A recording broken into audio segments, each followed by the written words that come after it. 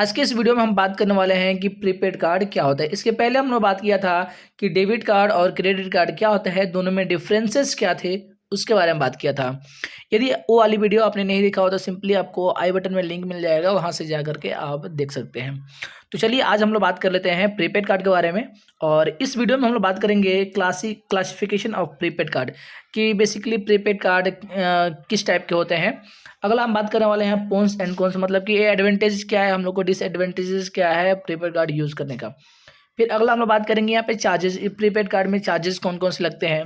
फिर अगला उसके बाद बात करेंगे यहाँ पे डिफरेंट बैंक्स प्रीपेड कार्ड, मतलब अलग अलग बैंक के डिफरेंट प्रीपेड कार्ड कैसे होते हैं, कहाँ पे यूज़ होते हैं। ठीक है, तो चलिए सबसे पहले जानते हैं प्रीपेड कार्ड होते क्या है। बेसिकली यहाँ पे लिखा हुआ है prepaid card is like a debit card, यानी कि देखने में तो same to same debit card की तरह ही होता है, but instead of linking to bank account, जो हमारा डेबिट कार्ड होता है लिंक होता है बैंक अकाउंट से। जैसे आपका एक सेविंग अकाउंट है, उसी से लिंक रहेगा आपका डेबिट कार्ड। लेकिन ऐसा प्रीपेड कार्ड में ऐसा कुछ भी नहीं है कि आपका सेविंग अकाउंट से लिंक नहीं होता है। ठीक है, यहाँ पे क्या चीज़ कह रहा है कि बैंक टू ड्रॉ फंड्स, मतलब कि बेसिकली जो है आपके सेविंग अकाउंट में जितना बैलेंस रहेगा आप डेबिट कार्ड से उस बैलेंस को यूज़ कर सकते हैं। ठीक है, लेकिन यहाँ पर ऐसा कुछ नहीं। यहाँ पर क्या करना होता है कि आपको सबसे पहले लोड करना होता है आपको अपने प्रीपेड कार्ड में बैलेंस। ठीक है, फिर आप कहीं भी यूज़ कर सकते हैं, एज आप गिफ्ट यूज़ कर सकते हैं या फिर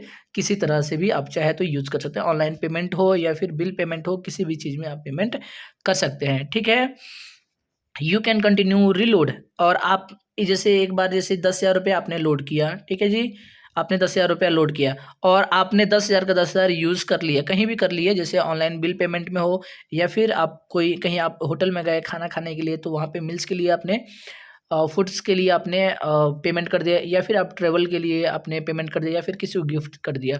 तो बेसिकली यहाँ से आप चाहे तो फिर से आप दोबारा रिलोड भी कर सकते हैं।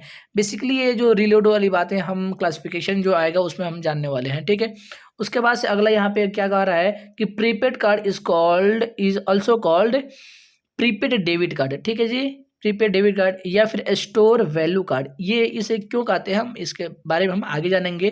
कि जैसे कोई कहीं भी आप मर्चेंडाइज के पास जाते हैं, जैसे आप जाते हैं वॉलमार्ट के पास, तो वॉलमार्ट एक अपना कार्ड बना के देता है और आप वॉलमार्ट में ही उसे यूज़ कर सकते हैं, तो ये होता है स्टोर वैल्यू कार्ड। ठीक है, इसके बारे में भी हम आगे जानने वाले हैं। तो चलिए हम सबसे पहले आप जान लेते हैं। आई होप कि आप ये चीज़ समझ गए होंगे कि प्रीपेड कार्ड क्या होता है। प्रीपेड कार्ड मतलब कि आप समझ लीजिए आसान भाषा में कि आपका आप ही का बैलेंस है। ठीक है जी, आपका आपका बैलेंस है, जैसे आप ही का बैलेंस है, आप उसे ऑनलाइन यूज़ कर रहे हैं, लेकिन वहाँ पे बैंक अकाउंट से लिंक्ड नहीं है, और जितना बैलेंस आपके कार्ड में रहेगा, प्रीपेड कार्ड में रहेगा, उतना ही आप बैलेंस यूज़ कर सकते हैं। आप ओवर ड्यू नहीं ले सकते हैं, या फिर आप कहीं दूसरे जैसे आप पैसे यहाँ पे उधार वगैरह लोन टाइप में, क्रेडिट कार्ड टाइप में नहीं ले सकते हैं। ठीक है, चलिए अगला बात करते हैं यहाँ पे टाइप्स ऑफ प्रीपेड कार्ड।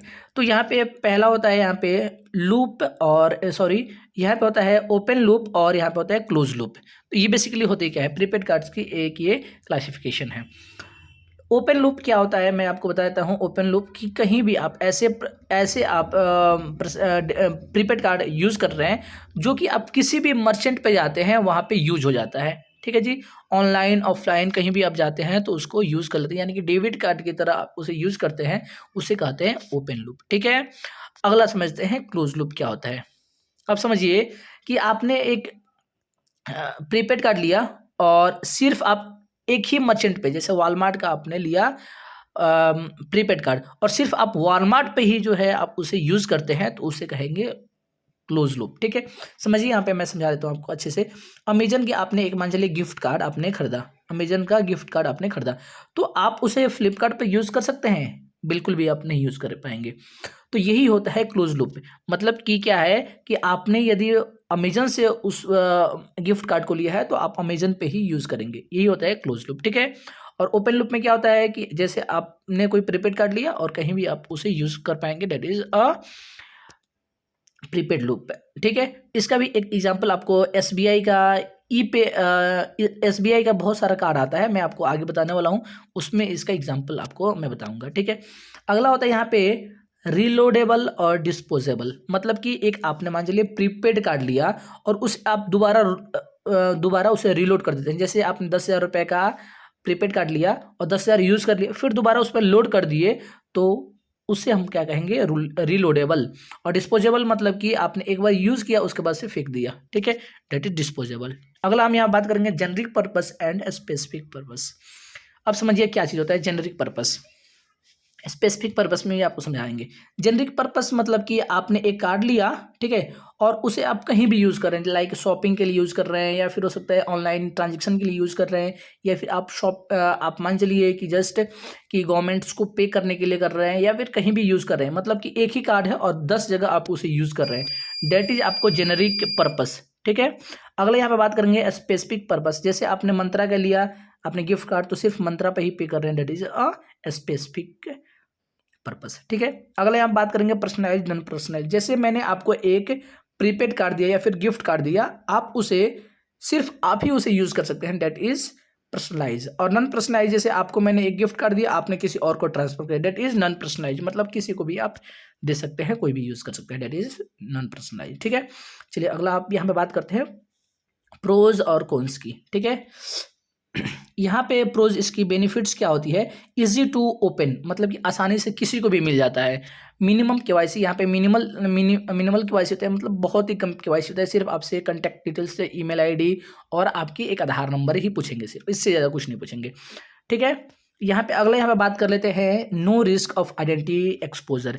जैसे कोई लोग होते हैं कि अपना आइडेंटिटी देने से थोड़ा सा वो होता है, हिचकिचाते हैं कि हम अपना आइडेंटिटी नहीं देंगे, ठीक है, तो उस जगह पे आप क्या यूज़ कर सकते हैं कि आइडेंटिटी यहाँ पे प्रीपेड कार्ड यूज़ करते हैं, ताकि आपकी आइडेंटिटी एक्सपोजर ना हो, ठीक है, कोई जाने नहीं, ठीक है। अगला यहाँ पे बात करेंगे मल्टीपर्पज़ होता है, गिफ्ट कार्ड के लिए होता है, ट्रेवल कार्ड के लिए होता है, ठीक है, और यहाँ पे बहुत सारा चीज़ें होते हैं उसके लिए।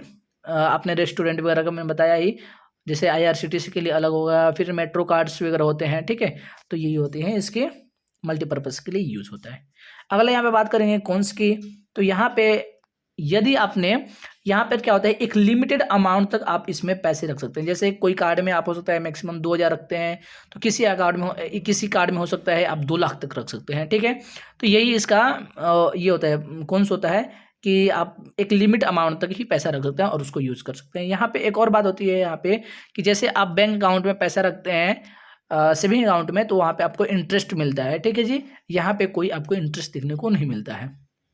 चलिए यहाँ पर हम चार्जेस की बात कर लेते हैं, ठीक है, चार्जेस की हम बात करते हैं यहाँ पे। तो यहाँ पे रीलोडेबल चार्ज, जैसे कि आपने कोई प्रीपेड कार्ड लिया, उसमें 5,000 रुपये है, ठीक है जी, और आपने उसे पूरा का पूरा यूज़ कर दिया।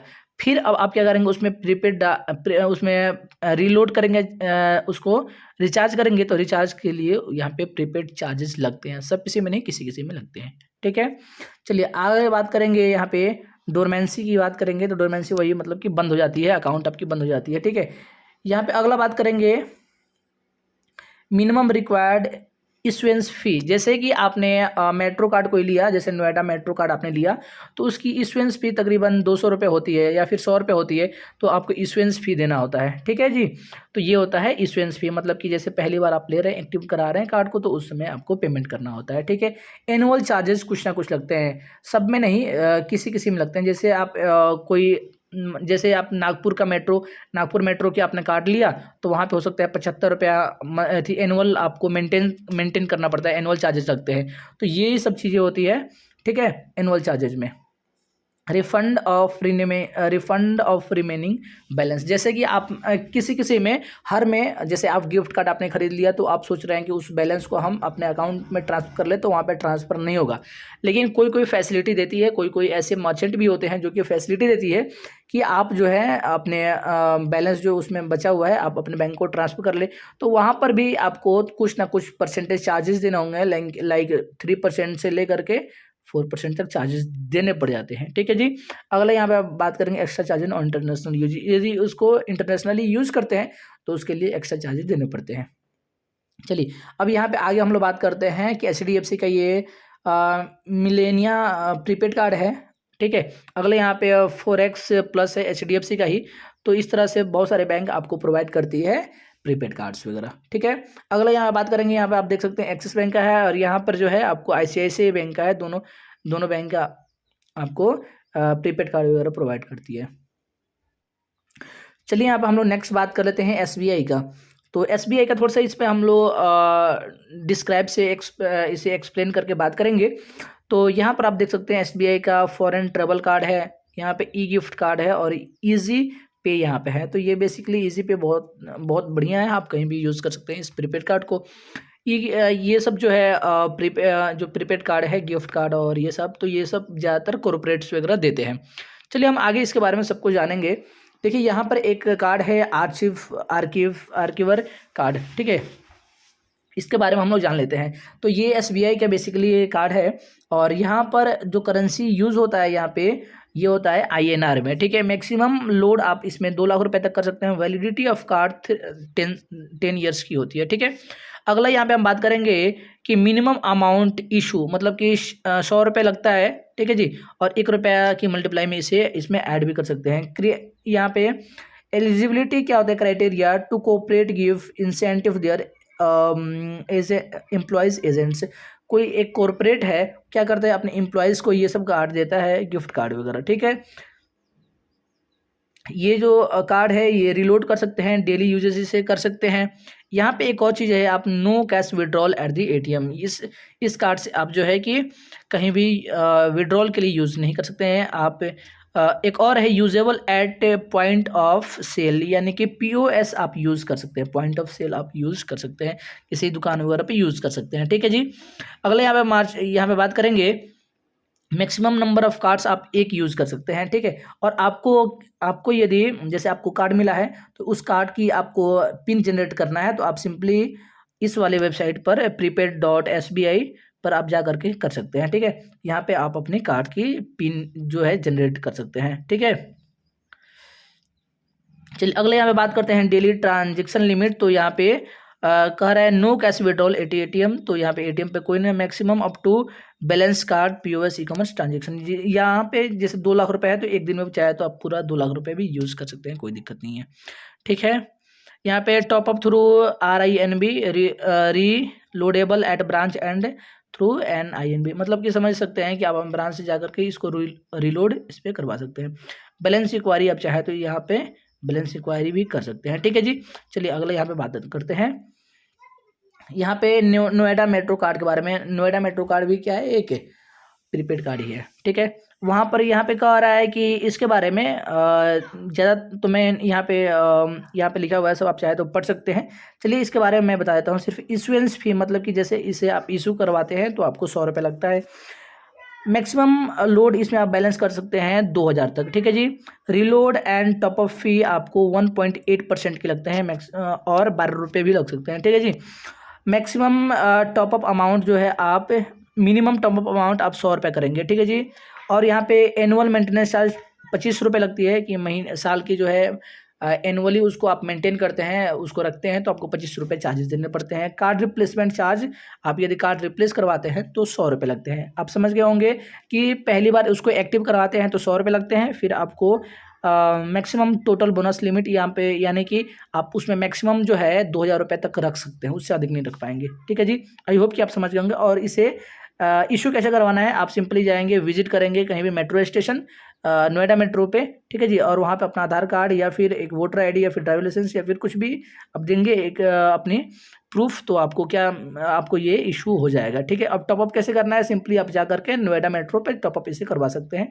और इसे देखना बैलेंस वगैरह चेक करना है तो वहाँ पे आपको मशीन लगे रहते हैं, मशीन से आप जा करके चेक कर सकते हैं कि इसमें कितना बैलेंस वगैरह है, ठीक है। अगला चलिए यहाँ पे बात करते हैं। बहुत सारे एप्लीकेशंस ऐसे होते हैं जो आपको प्रोवाइड करते हैं प्रीपेड कार्ड्स वगैरह। तो बेसिकली ये प्रीपेड कार्ड किसके लिए यूज होता है, जो भी स्टूडेंट्स वगैरह है जो 18 साल से छोटे हैं, मतलब कि जिनकी पैन कार्ड वगैरह नहीं बना है, तो वो यूज़ चाहे तो कर सकते हैं, ठीक है जी।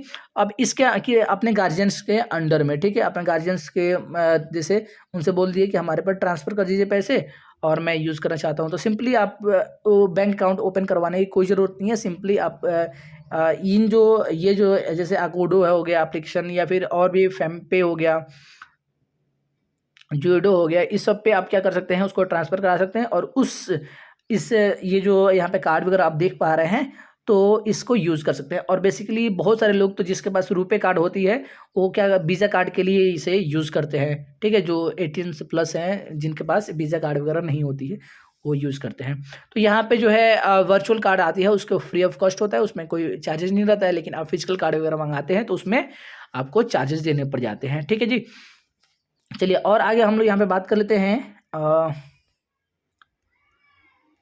यहाँ पे अगला बात कर लेते हैं जोनियो की, और ये भी आरबीएल बैंक का है। और इसके पहले जो आपने ये देखा अकोडो का, ये भी आरबीएल बैंक का ही है। ठीक है, ये सब आरबीएल बैंक प्रोवाइड करता है। ठीक है, चलिए यहाँ पे हम लोग बात करते हैं एटीएम विड्रॉल की फैसिलिटी यहाँ पे मिल जाती है आपको। ठीक है, यहाँ पे टीन्स के लिए है, जो भी युवा वगैरह है 13 से 19 साल के एज के, उन लोगों के लिए ये सब है। ठीक है, अगले यहाँ पे बात करें physical card issue on nominal fee, तो यहाँ पे कुछ पैसे लगते हैं नॉमिनल फ़ी, तो आपको फिजिकल कार्ड आपको मिल जाती है। और इसमें जो है आपको सिर्फ केवाईसी वगैरह आधार कार्ड से, सिर्फ आप आधार नंबर देंगे तो यहाँ पे केवाईसी कंप्लीट हो जाती है। और मोबाइल नंबर, ईमेल आईडी तो चाहिए ही, मैंडेटरी है। ठीक है, आई होप आप समझ गए होंगे यहाँ पे कैसे ओपन करवाना है। सिंपली जाए जूनो ऐप को आप डाउनलोड करें और वहाँ से आप क्या कर सकते हैं कि इसे यहाँ पे साइन अप करके अपना अकाउंट वगैरह ओपन करवा सकते हैं। और इस टाइप का आप कार्ड से एटीएम कार्ड वगैरह आपको मिल सकता है। ठीक है, वर्चुअली मिल जाएगा, और यदि पेमेंट करते हैं तो आपको आपके घर भी आ जाएगा, फिजिकली भी मिल जाएगा। और वन ऑफ द बेस्ट हम आपको रिकमेंड करेंगे कि फेमपे वगैरह यूज़ करें, सबसे बेस्ट है। और यहाँ पे आपको 99 रुपये लगता है यदि कार्ड वगैरह मंगाते हैं तो। वीज़ा कार्ड आपको मिलता है, आप चाहे तो ये पहले तो ये रुपए कार्ड भी देता था, लेकिन आजकल शायद रुपए कार्ड बंद किया हुआ है। सिंपली अब वीज़ा कार्ड ये आईडीएफसी बैंक ये प्रोवाइड करता है आपको, काफ़ी अच्छा है। आप चाहे तो एक बार यूज़ कर सकते हैं। प्रीपेड कार्ड ये भी है, और इसमें जितना पेमेंट आप इसमें डालते हैं उतना कहीं भी आप चाहे तो यूज़ कर सकते हैं। अब आजकल तो फेमपे आपको यूपीआई की फैसिलिटी दे रही है। आई होप कि आप समझ गए होंगे कि प्रीपेड कार्ड क्या होता है, यहाँ पे चार्जेस क्या क्या लगते हैं। यहाँ पर हमने ये भी बात कर लिया है कि यहाँ पे कौन कौन से बैंक्स वगैरह प्रोवाइड करते हैं आपको प्रीपेड कार्ड। तो आई होप कि आपको वीडियो काफ़ी अच्छे से समझ में आ गई होगी। वीडियो समझ में आ गई हो तो ठीक है, यदि आपके पास कोई क्वेश्चन वगैरह है तो आप हमें क्वेश्चन कमेंट में पूछ सकते हैं, या फिर कोई सजेशन है तो आप सजेशन हमें कमेंट में दे सकते हैं।